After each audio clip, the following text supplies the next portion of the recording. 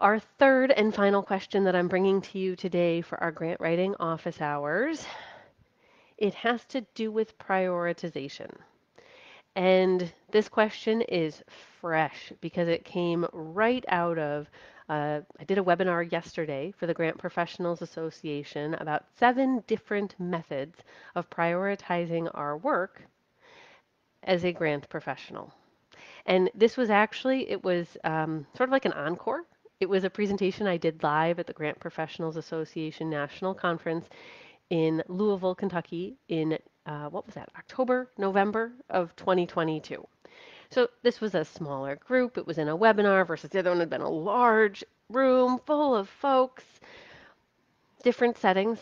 But what was interesting was that we had similar questions. So the question I bring to you today, yes, it is fresh off of yesterday's webinar, but I heard the same thing in that large live room back this fall.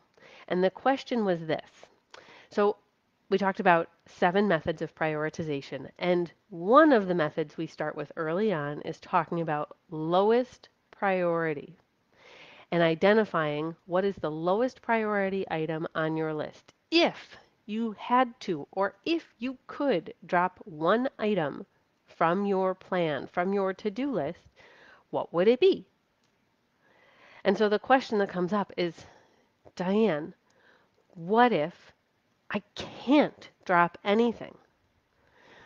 I acknowledge that feeling.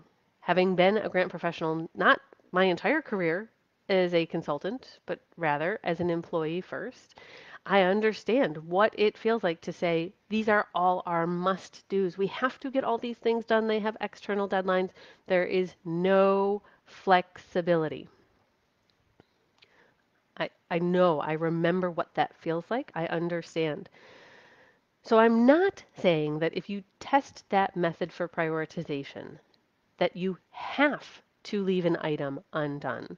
Rather, it's an exercise, it's something that can bring a discussion forward to say if, not we will, but if we were to drop one item, what would it be? It's not saying that we're okay with dropping the item. It's not committing us to setting it down, deleting it off the calendar, but it helps us as a team to really think through what might have the lowest return on investment, what might be the least meaningful for us, for our team.